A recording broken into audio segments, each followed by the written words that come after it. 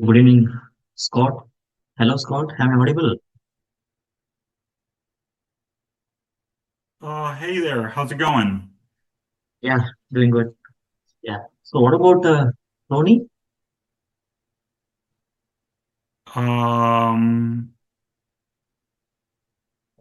is he not in here? There's a lot of people, so um, I'm sure he's about to join. Okay, right. So, anyway, I mailed him. So, let him join. So, can we start the session or? Yeah, we can start. I'm going first anyways. We can give him another minute or two, Right. or whatever you guys prefer. Okay, okay. Just give me a second. I will check and get back to you. Okay.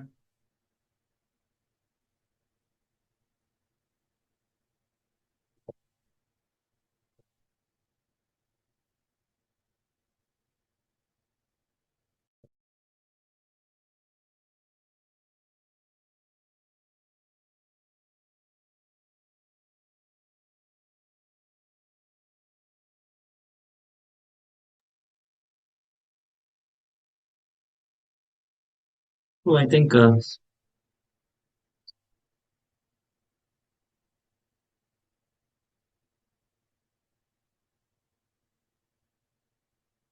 speakers have joined. So, we will start the session.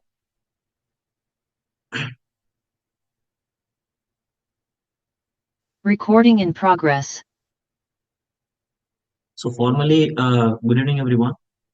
So, we warmly welcome you all to the webinar on IEEE Computer Society, student benefits, resources, opportunities, and best practices. So, as we mentioned in the poster, this is a precursor awareness webinar, as a part of the initiative to establish IEEE Computer Society at our university. So, we are delighted to have two IEEE Computer Society representatives with us, Mr. Scott and Mr. Tony. So a brief introduction, about our speakers. So Mr. Scott has nearly a decade of experience as a development manager at IEEE Computer Society US, and Mr. Anthony is an Asian American professional with a strong background in policy and advocacy. So currently serving as a member and geographic activities specialist at IEEE Computer Society US. So So a small pointer to the participants. So participants are encouraged to ask questions at the end of the session. And those who have joined in Zoom meeting, so you can drop your queries in the chat. And likewise, those who have joined in YouTube streaming, so you can drop your queries in the comment section. So student organizer will collect all the queries and either they ask for you or they allow you to ask directly at the end. So without any further ado, so over to you, Scott and Tony.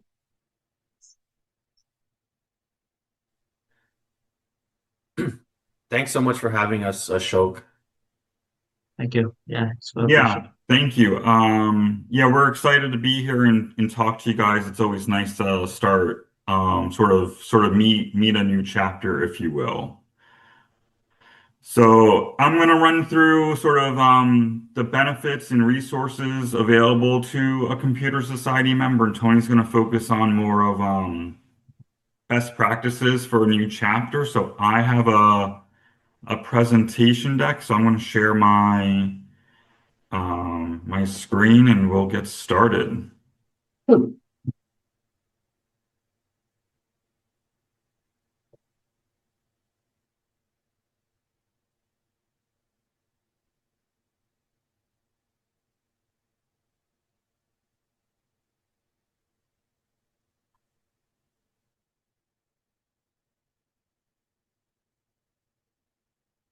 All right, and everyone can see my screen in the presentation, right?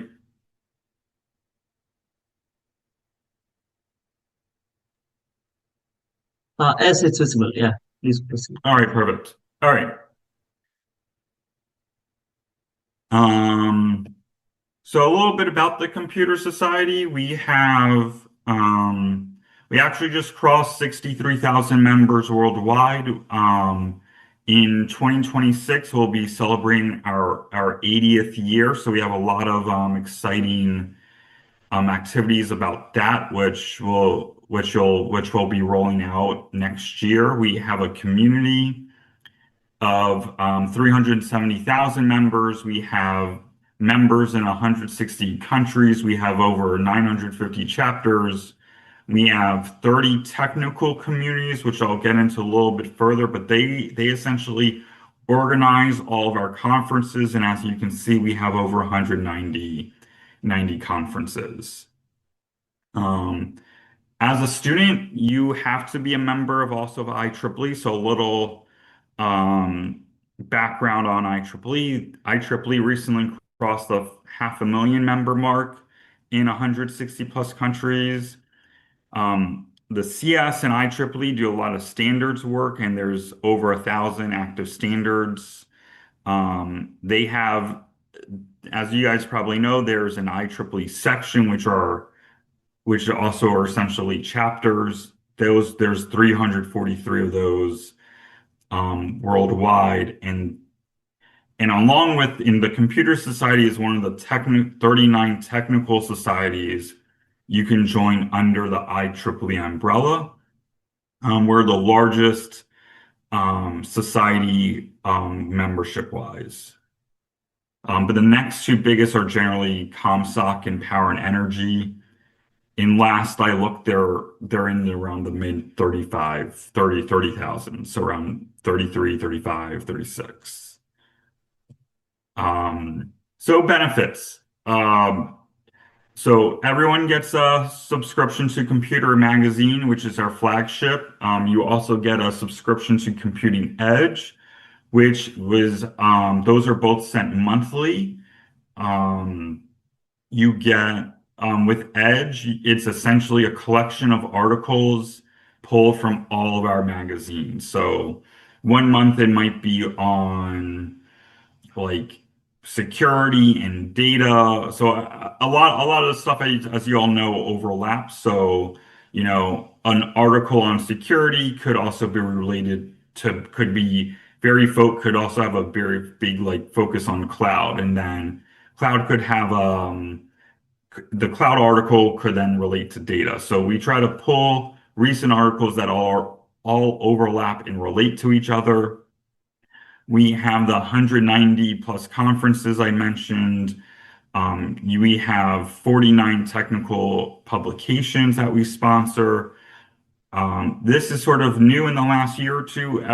If you're a member of the Computer Society, you get access to IEEE Dataport, which is essentially a place where you can upload and access data sets that other members have loaded to use for your schoolwork, research, or just to, dig around and learn more. We have some continuing education and awards and recognition. So this top part is all on what a professional member gets, but as a student, where a professional would get 18 downloads to our digital library, you would get full unlimited access to the digital library. And then as a student, we have scholarship opportunities, and we have three main scholarships. We award about 40,000 per year. We do have about 40 winners. So each winner does get $1,000 US. There is one scholarship that has a fall and spring cycle. The fall cycle just closed, so the next one would be in the spring, and the other two are also actually in the fall, and which just closed as well. So if you're interested in scholarship, your first chance would be for the one that has the two cycles in the fall and the spring, and that deadline would be in April. So then there's also sort of like to get more out of a membership is the more you put into it, the more you get out of it. So The other thing we like to share is getting involved. There's a lot of ways you can get involved through your area of expertise or the area you're in school for. So there's technical communities, publication standards, online communities like Collaboratech. And then we have grants and other things like that. And then there's the other way, like your chapter chairs are, which is getting involved more locally with your chapter. Just because you're not the chair doesn't mean or on their executive committee doesn't mean there isn't a way for you to get involved. If they're planning an event, go to your chair, ask them if there's any ways you can help, and maybe it's like a first step in the door and a gateway to doing more with your chapter, planning events and things like that. So I'm going to get more into the specifics of the benefits. This is Computer. This is our flagship magazine. You can see it's won some awards over the years, some industry awards. And this is the flagship magazine, which will get delivered each month into your inbox. And as I said, this is Edge. You can sort of see what it looks like. This would also get digitally sent to you.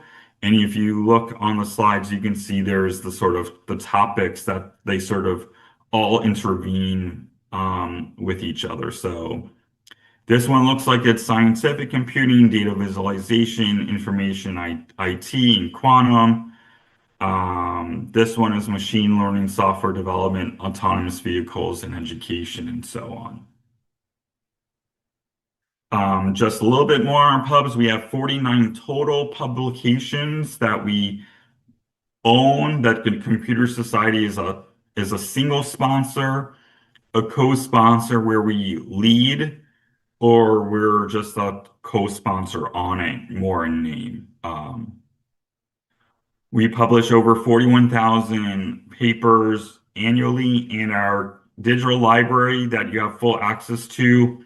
In the last, I think at some point this year, I forget when, but some point during 2025, crossed the 1 million article mark, which is a big accomplishment. But the library has our full archive of every magazine and journal we've published, and it has all of our conference proceedings on there. So you do really have an access to everything. And this is our list of magazine titles and journals. That you can see it. We sort of cover everything because we are the leading association in the computer science and engineering space. So we got data, intelligence systems, micro, multimedia, softwares, security focus, cloud focus, big data, AI focus and machine learning. So we sort of cover if you're Swede, I wouldn't guarantee it, but we likely have a magazine or a journal that's in your area of expertise. Just a little bit more about our publications. We have 11 titles that are the top cited publication in their field. And out of 49, that's a little over, I guess that's not quite a quarter, but 20-ish%. In quick, simple math in my head. And you can see the impact factors of these journals. This one, Transaction on Pattern Analysis and Machine Intelligence, is our top journal. I think it's the #2 publication in all of IEEE. And I think IEEE has at least over 150, if not close to 200 publications. The #1 pub, I believe, is Spectrum, which is the IEEE flagship magazine. Impact factors, if you're not aware, it's sort of based on the citations and of the articles in the pub. So an 18.6 is a pretty phenomenal score, and you can see these are essentially our 5 other top publications. And here is our list of our magazines. Magazines generally aren't as highly rated as a journal because of the level of research in them, but it doesn't mean they're not important. And I think if I was looking at the list that was updated just a couple months ago, I think internet computing has a impact factor that starts with a 4 or a very high 3. Um, so that's another one that's doing very well in its field. So yeah, moving on to the conferences. As I said, we have 190 conferences. This is from our SC supercomputing, which focuses on HPC high performance computing. Tony and I will actually be at this next week in St. Louis. There's about 18,000 people who go to this conference every year. But we also have smaller conferences that are like 700. I was at one last week that focused on the education side of computer science and engineering. That was only, as I said, around 700. We have 65,000 people attend our conferences each year. And as I think I said at the beginning, we have 30 technical committees, and they put on all of our conferences. So if you wanted to get involved, you could join a technical community and help plan a conference, essentially. I'm going to go back one. Where is it? This is the one, this high performance computing TC is the one doing the conference that Tony and I are going to next week. Pattern analysis in machine intelligence. It focuses on AI. They sort of relate to that journal I showed you that had the 18.6 impact factor rating. And they put on three of our biggest AI conferences. There's one in June, there's one generally in September, and there's one in very late March and April of each year. But they all do great work, and they all put on various number of conferences. The next thing the computer science is probably really well known for is our standards work. If we were live or in person, if I could see you all, I probably would have said how many of you have heard of IEEE 802, which is this one. This is the known as the Wi-Fi and Ethernet standard. It's our most famous, and it's probably the most, if not the most famous one in all of IEEE. I have met people at events and conferences, and they might not be a computer scientist or engineer, but they know about our standards work, and they know about 802 because it's probably the one we all use every day in our lives and don't even realize it. As you can see, the list grows. Artificial intelligence is a fairly new one. Design automation and functional safety are newer ones. And the online gaming is also a fairly newer one. I know the software and systems engineering standards has been around for 50 years, and they're always developing new standards and best practices because I think a lot of what they do relates to all of these.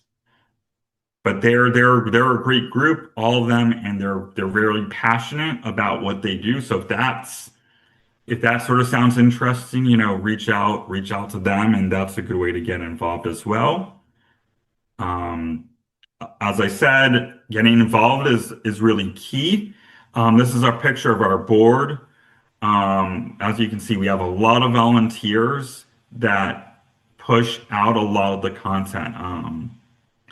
To give you some insight, Tony and I are staff members. There's about almost 50 staff members with the Computer Society, but none of us are really technical experts. We rely on you, our members, and our volunteers. So I sort of like to say we're sort of like the Wizard of Oz. If you get the reference, we're people behind the scenes and behind the curtain. We make sure the conferences run smoothly and the publications get out on time and sort of do the mundane stuff in items. But it's it's our members who design the themes for the conference and pick the tracks. And then peer review all the papers submitted. It's our, on the pub side, it's the editor in chief and his or her associate editors who, pick an editorial calendar for the year, and then their team of peer reviewers who pick the articles that go into each pub. So it is a lot of work, but everyone involved finds it very rewarding for what they do. And then, yeah, we also have a pretty robust industry and academia set of awards. We have about 20, as the screen shows, we give about 20 high-profile awards out each year. When they all have various criteria based on work experience and industry level and things like that. And generally, we try to give them out at a conference, as you can see from the photos. Couple other things we do, we give out we have some popular reports. Our most popular, I would say, is our tech predictions report that comes out each year. This is picked up worldwide by news outlets and other universities and other reports. We release a scorecard at the end of each year to see how those predictions did. So the scorecard for 2025 is due out, I think, in a couple weeks in early to mid-December, and then the 2026 predictions will be out in very late December or early January. And then here what we do each year sort of is different, but this year we released two grand collections, which are essentially the best papers and highlights from the TCs. So as I mentioned, the TCs put on the conferences. So TC PAMI, which is essentially the AI conference, as I mentioned, they picked the best papers and highlights from those three. And then TCDA is our data engineering community, and they picked a set of papers from there. I think one of these is like 70 pages, so it's a lot. I think there's like anywhere from 6 to 10 articles or papers in them. And then moving on to our education. We have online courses. We have as you can see, we have 70 courses on 13 topics. Again, we try to cover the entire breadth and depth of computer science and engineering. Also, we have the SWBOC, which is Software Engineering Bodies of Knowledge. This is SWBOC is sort of an inclusive term that describes some of the knowledge of all aspects of engineering. That would be like adoption, testing, building, development, coding, all that. This was just updated, as you can see, in the fall, just a couple months ago. The new version has 18. I think the old version had 13 to 14. So as they went to review and update the book, they noticed there was software engineering has changed, and they needed to add more knowledge areas. We do offer a certification and courses on that, and those should be rolled out, I think, in the first half of next year is the current timeline. And what I probably haven't said is, if you're a member and you're interested in getting these certification courses, you can get a discount on that with your Computer Society membership. And then what we always like to talk about, especially for students, you're sort of the next generation of industry leaders.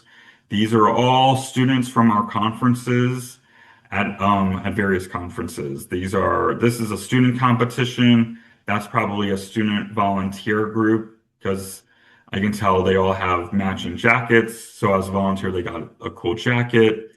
And this is also probably from a student competition. So sort of going on what's next, we have two grants. We have a broadening participation grants that really focuses on the humanitarian needs of computer science and engineering. And those grants, I think if you want to submit a grant, I believe these tend to open at the beginning in the first quarter of each year. And we award grants up to 15,000.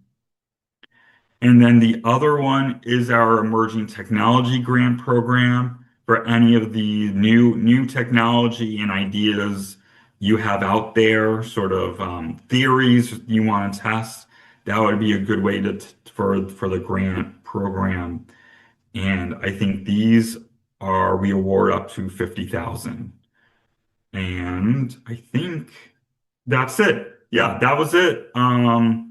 That's sort of everything your membership gets you. And, you can follow us on, we mostly use LinkedIn, but you can follow us on X, Facebook, Instagram, and we post a lot of like videos to YouTube as well. I think that's it. So I'm gonna give the floor to Tony. Thanks so much, Scott. Let me just share my screen.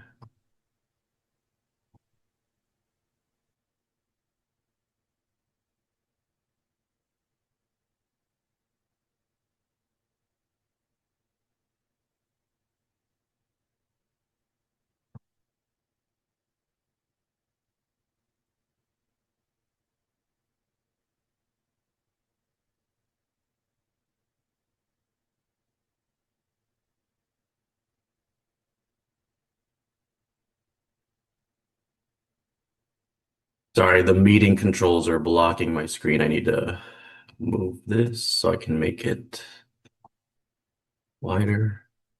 All right. Can everyone see my screen? Yeah. Yes, please proceed. Yeah. Awesome. Perfect. So I wanted to talk about a couple of best practices that chapters do. Um, Let me caveat this with there's no one correct way to lead a chapter and how to operate. What may work, in region 1 through 6 may not always be the same for 7 through 9 or 10. But these are some of the best practices that we've learned from our chapters and what IEEE has to offer in regards to best practices. Um, excuse me. So, as most of you know, there are several requirements before starting a chapter, before petitioning. But going down to where it exists, I wanted to bring everyone's attention to this chapter volunteers officers onboarding plan. Um, on this site, there are videos and training videos from the very beginning on how to operate and run your chapter. The first is hosting elections. The most important thing about every chapter is having an executive committee. One of the largest, as one of the largest societies, one of the most important things that we tell every chapter that's formed is to report yourselves. We see that a lot of our chapters have difficulty accessing things like vTools, or not just accessing, but rather using it. And so we encourage everyone to report themselves. That way, there's an accurate record of who your executive committee is. There are other resources that most chapters are unaware about when accessing these different materials. On vTools, there's also something that we call the chapter vitality. One of the things that one of the chapters most commonly bring up is, I don't know what's going on in my chapter, or we don't know what types of events to host. Aside from, learning the metrics of your chapter, the vitality and allows you to sometimes submit what's called a pulse survey. So some of our volunteers, for example, in Canada, they have used these pulse surveys to figure out what exactly are the topics that their volunteers are wanting to be in, or are interested in, and that'll help you guide you to planning the different types of events that you all want to host.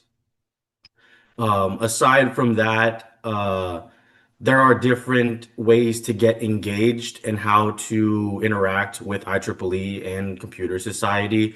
With Computer Society specifically, I know it says distinguished lecturer, but for us specifically, it's called distinguished visitor.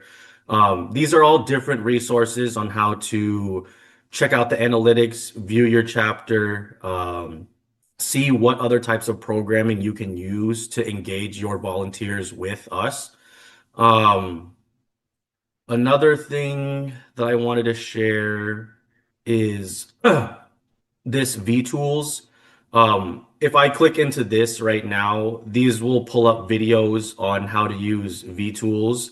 vTools is basically your one-stop shop for event programming, hosting elections, searching different events.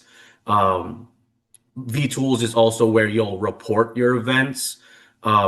It's all encompassing in terms of how you can send out notices because once your account is associated with an organizational unit or otherwise known as OU, you'll be able to report your events and send out e-notices to those who are affiliated in your chapter. I'm not sure if it'll let you send e-notices out to people who are not associated with your chapter.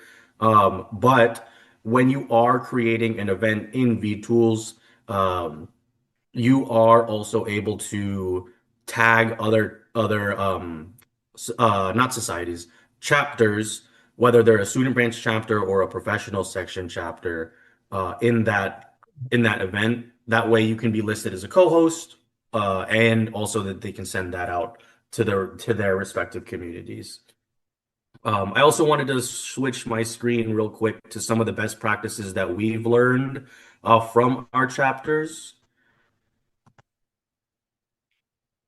Uh, Gonna share my screen one more time.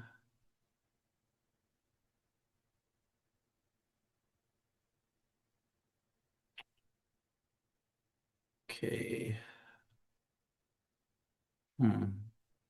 Sorry, I'm just trying to select the right window and it's not popping up.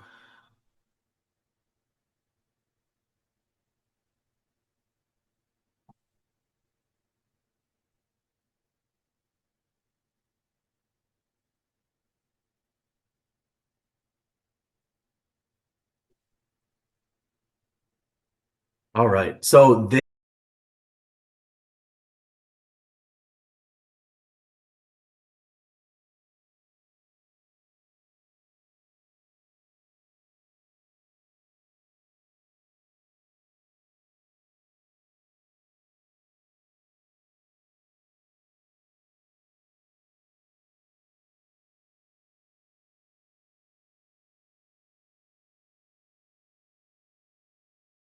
go Recording in through. So progress. in Region 9, we've had students along with the professional chapter, or I believe it was just the students, multiple SBCs work together to tour a power plant. They got to see firsthand all the different technology involved in running a power plant. Most of these are also technical talks around the world. We've had them in Tunisia, we've had them in Lebanon, we've had them here in the United States, and various other types of events. I could go on for days about the different types of things that we host. But again, there are many ways to engage your members. It's a matter of picking which medium to do that in. Um, Aside from that, oh, and these are just some notes from the board on diversity, leadership, sustainability, and innovation. So, Again, I'm here mainly to provide chapter support for chapters. Um, that's what I'm here for. I know some people like to think of me as a big bank, as they request money for different, working hard on your proposals and making sure, what your event is sustainable and sound, is at the top of my job. So I'm looking forward to hearing all the great ideas that you all have to put forward and contribute towards the Computer Society. And with that, I'll bring it back to Ashok.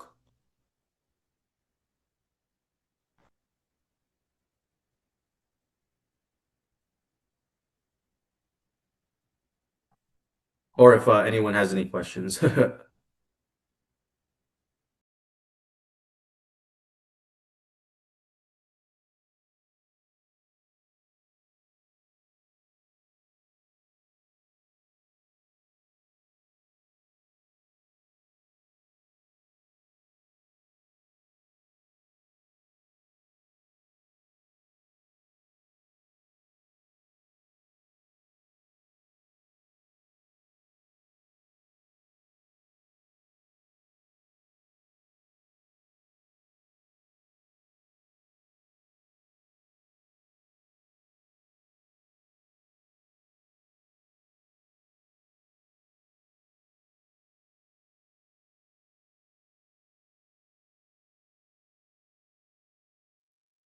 Hello. Yeah, sorry, I got disconnected for a while. Hi, Ashok. Yep, I just Yeah, finished my portion of the presentation. okay. Thank you. Thanks for your presentation. And participants, now you can ask questions if you have anything, any clarifications. If you need, please ask your questions. So, Karthik,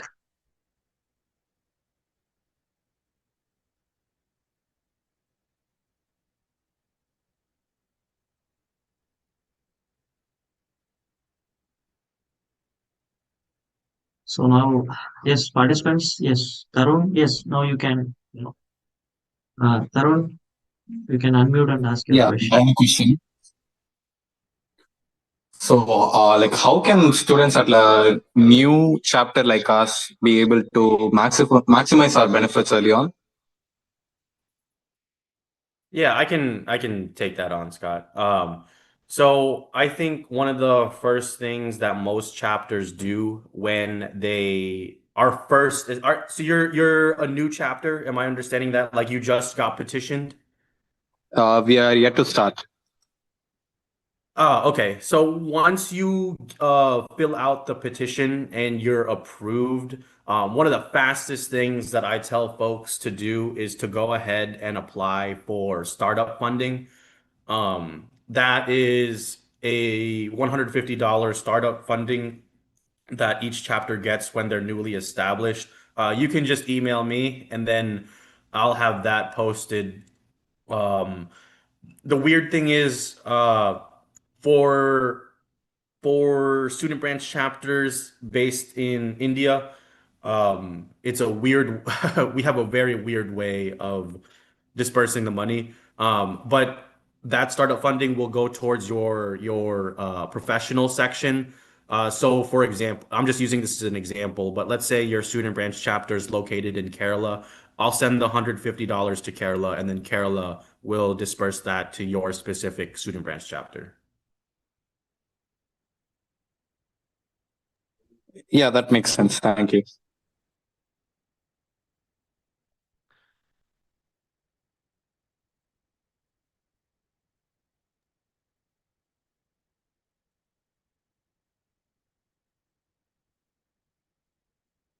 Yes, Barkhat, so you can unmute your mic and you can ask the question. Yes, sir. So I had this question. We have, I know IEEE is very, sophisticated regarding CS and other technical stuff. But as is already Tarun asked, that Sai University is a budding university and how inculcation happens and how, grants happens. In the starting stage, what and all does IE give it as, as exposure to basic startups like us?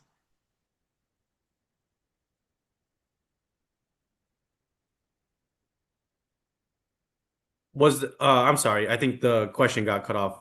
Can you repeat your question, Barka? Yeah. So we are, as you know, that already we are a very base. We've not even, reached the market yet, and we are very in a basic stage. And if we introduce IEE in our university, it's going to be very basic. And already, Tarun has asked the same question regarding how can we avail. But I'm asking that how can we avail the exposure in activities or in conferences, or how can we get to those points, or how do we reach those points as general students if we are not a part of IE, or generally how do we avail those benefits from IE? Yeah, so one of the as a basis, I think once everyone signs up, aside from the direct benefits that Scott mentioned of the downloads and the access to our databases, the discounts, all of that, my biggest suggestion is to reach out to another chapter that you know is active. Since we have over, as Scott was saying, over 900 around the world, there's bound to be a chapter near you or similar to you, may not be geographically near you, that has gone through the same processes. I'm happy to connect you with any other folks that I know of, or you could reach out to our SYP team, which is run by a gentleman by the name of Biswarup Ray. He was just at our All India Congress like last week or 2 weeks ago. Um, and they're very helpful in kind of guiding chapters on how to expose themselves and get more members. Like I said, the different types of events that I mentioned, like the rooftop social, you certainly don't have to call it that. That's just what other chapters have called it.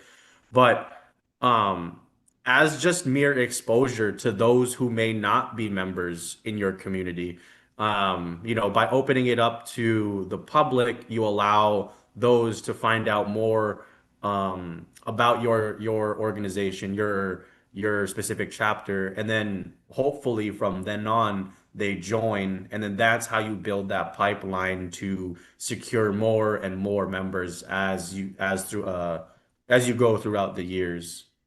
I don't know if you wanted to add to that, Scott. I saw you unmuted.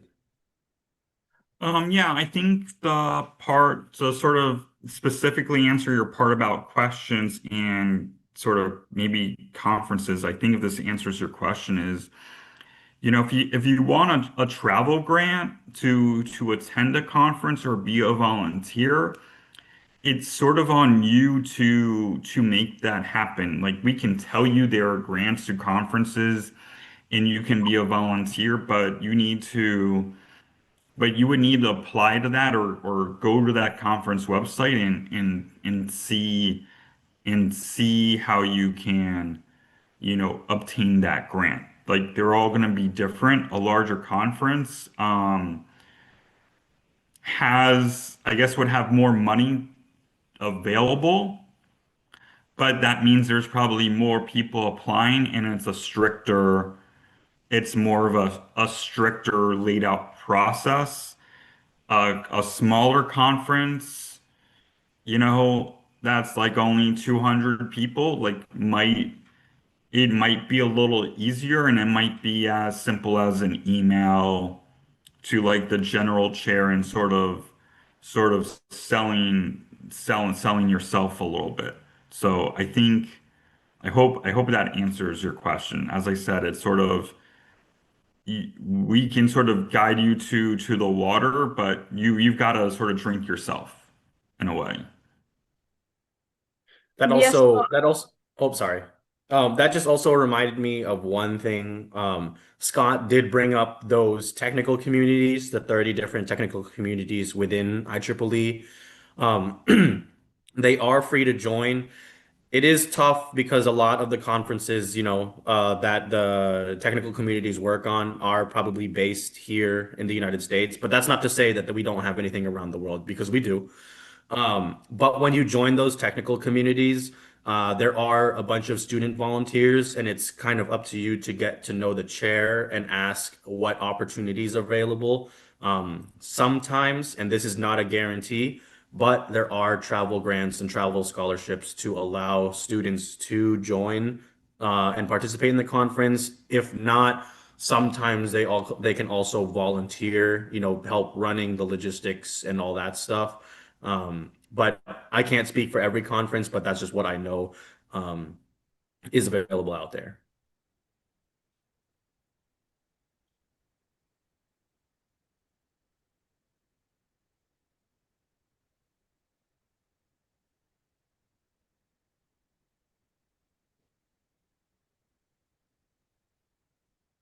So, Manaswini, yes, you can ask your question now.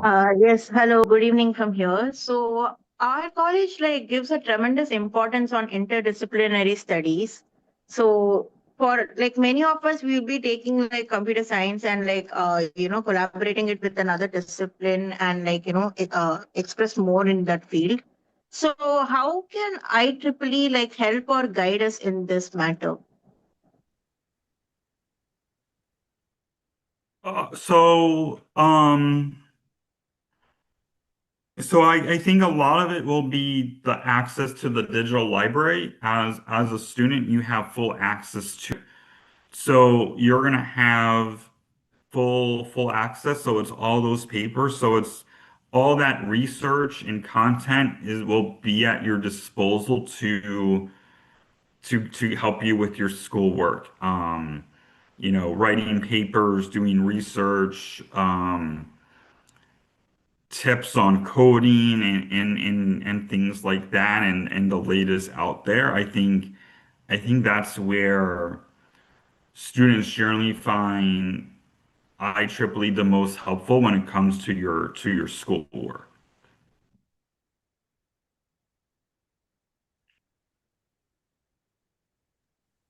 Okay, thank you. Thank you for answering my question.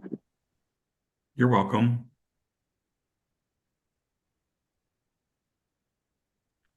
Mohammed, you can go next. Hello, sir. Yep, we can hear you. I'm a first year student. Yeah. How can first year students actively contribute to the new IEEE Computer Society Chapter? Yeah, absolutely. So as a first year, my what I see most common is a lot of students volunteering for local events. So the best way to get involved would be to volunteer for an event. Um, it's pretty difficult to see what we have all around because there's just so much going on. Let me pull something up. This might be able to help. But if everyone goes to engage.vtools.ieee.org, I know that's a mouthful. I'll paste the link in a second. Um, Joining and volunteering for an event is one of the best ways to get recognized, because sometimes the planning committee will also offer, certificates or letters to those who volunteer, confirming their support or vouching for their support, and that usually allows the volunteer to use that as leverage when running for a higher position or getting a named position on an executive committee. My biggest strategy would be to start volunteering for different events. So in the link that I put, once you log in with your IEEE,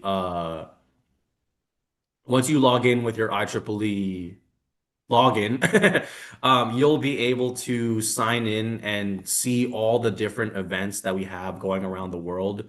It might be overwhelming at first. I'm just going to share a quick snippet of my screen just so you can see what it looks like. But once you log in, you'll see this map. And obviously there's a ton of events to the point where you'd have to kind of just specifically search. So you would just go to this drop-down menu, click on events. Oh, I think my screen might not have here. These are all the different upcoming events hosted by every single chapter that on IEEE or V2. If you want to make it more specific, you can go down to the specific geo unit, which is the code. So since we're in R10, you can search for the specific chapter or any areas that you might be interested in serving. Or if not by organizational unit, you can just search IEEE Day. It was a popular one because a lot of the chapters have IEEE Day events. But vTools will become your best friend to search for events and report officers and your events. So highly recommend browsing this and seeing what opportunities are available.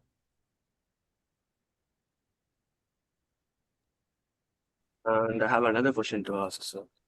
Yeah. Yeah. So can you share some of the most the students specifically interested in artificial intelligence and machine learning? What was the topic? AI. AI and machine learning. It would be the journal I showed, transactions on we call it TPAMI, so pattern analysis and machine intelligence, that journal I showed. I think I'll put it in the chat, and I do have to run right after this because I do have a call at 9 a.m. here. It would be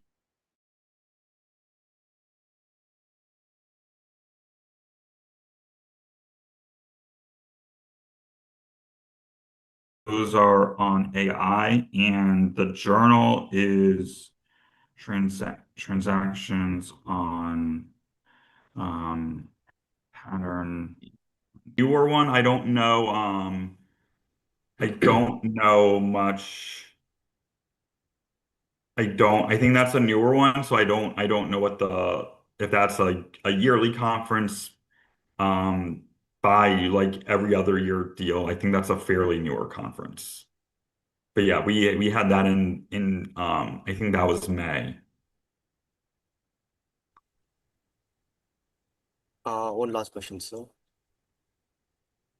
Yeah. Yeah. Can you share some tips like how should we start using them effectively? Because it is kind of related to my domain of interest. I'm sorry, share what? Can you share some tips about how should we start using them effectively? So for the journal, for the best use again would be the digital library. Like all the articles from that journal is going to be in the digital library, which you have access, which you have free, unlimited access as a Computer Society member. Same with all the papers from those conferences. So CVPR, WACV, ICCV, or or whatever your area of interest is. Use the library and use our website to figure out what topics, like what your area of interest is and what you're studying, and then use the library to figure out, or use our website to figure out like what publications relate to that topic and what conferences. And then you can more easily search the library, or you can just search in like AI in the library, but you're going to get a whole lot of stuff, which can be good. But if you don't want to be as overwhelmed, use sort of the higher level of figure out what your magazines and journals are, figure out which conferences, and then you can search within those magazines on something that's a little bit more related. Thank you for sharing your knowledge, sir. That was really helpful. Scott, if you need to bounce, I can take these last few questions. Awesome. All right. Thanks, Tony. Great meeting you all, as they say. Sonam, you can go next. Hi, Scott. Thank you, Scott and Tony. I am Dr. Pankaj Jain. I'm faculty in School of AI. Uh, Thank you for your wonderful presentation and clarifying doubts of all students. And I have a genuine doubt of undergraduate students. Generally, IEEE membership is considered for research scholars for downloading papers and um, doing a research activity. So, how undergraduate students will be benefited with this? Like they are benefited.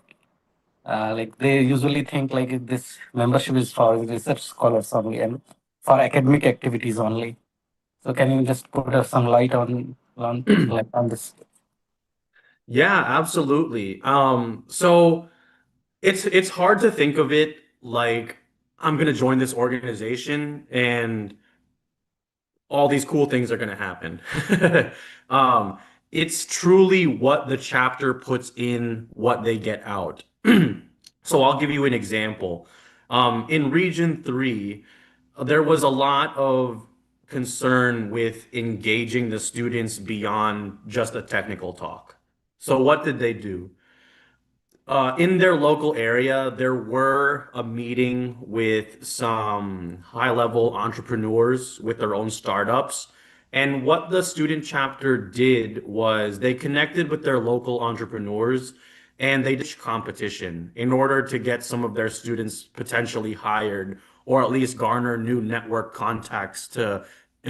And so what they did was over the course of 6 weeks, I believe, or it could be more. What they did was each of the students who was involved in the pitch competition had 6 weeks to identify a process or an app that they wanted to produce, develop it over the course of those 6 weeks, and then on the final week, do a pitch competition in front of the entrepreneurs who were the judges. And whatever the results of those competition were, whether it was like finding employment with those entrepreneurs or having something to add to their portfolio, or things like that. That's one of the personal connections that I make, as to what can someone access by joining IEEE. Everyone's adventure is different because not every chapter does the same thing.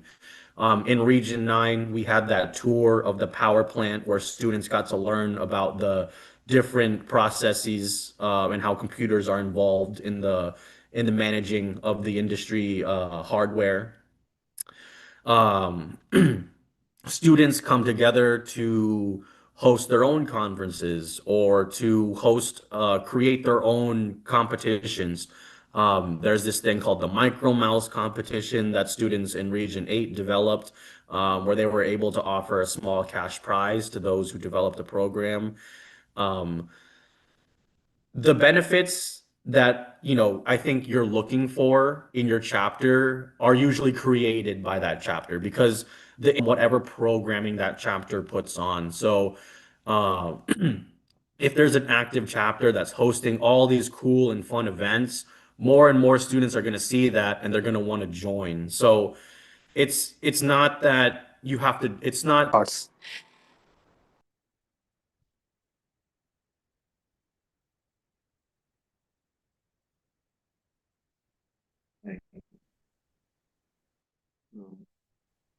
Oh, excuse me. I see there's a question from Deepak.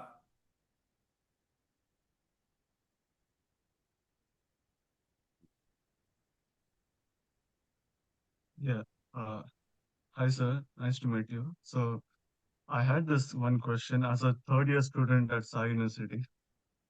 Will IEEE be able to provide any uh, guidance for career development, like with resume workshops or job fairs or some kind of certification programs, something like that? So us at Computer Society, we don't personally do that. I think that's a great idea. I'm happy. One, I'll definitely bring that up.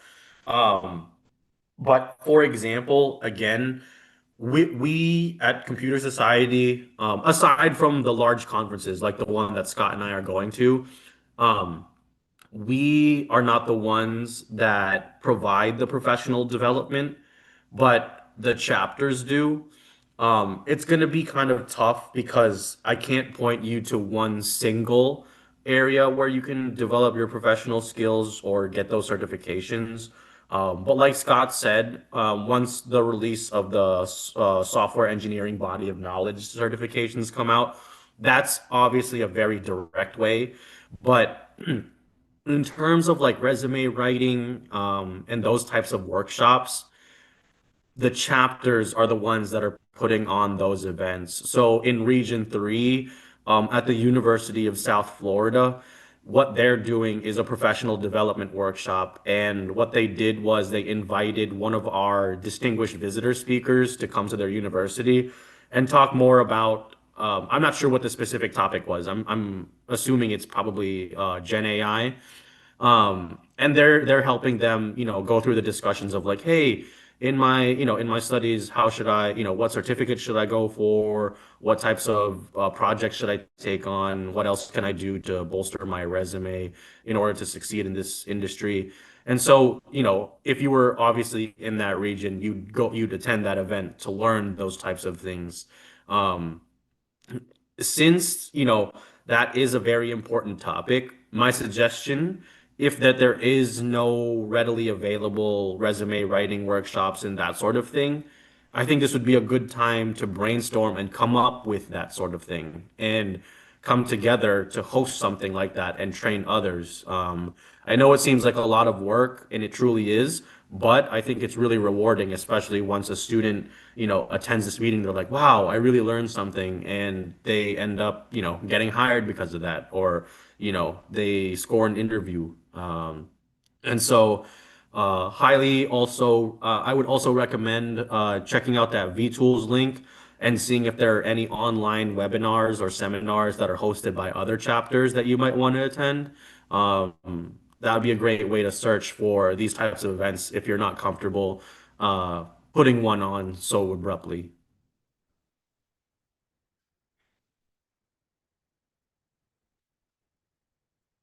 I also do have to run, but I'm happy to take one more question before I have to go.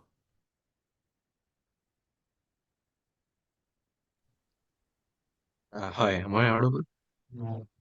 Yes, I can hear you. Yeah, so one of the things that was stressed in the presentation was that volunteership is really an important thing for making the most out of the student chapter. And in that, it was also said that we can approach and volunteer in our local section activities. So, as a student chapter, how do we approach, and what kind of volunteership opportunities can we expect? Yeah, so um, that's a tough question for me to ask because there are 1,000 different things that a chapter could ask you to volunteer for. Whether it's literally sitting at the registration desk, being a tour guide for, guest speakers, or all that sort of thing. Let me see if I can pull this up.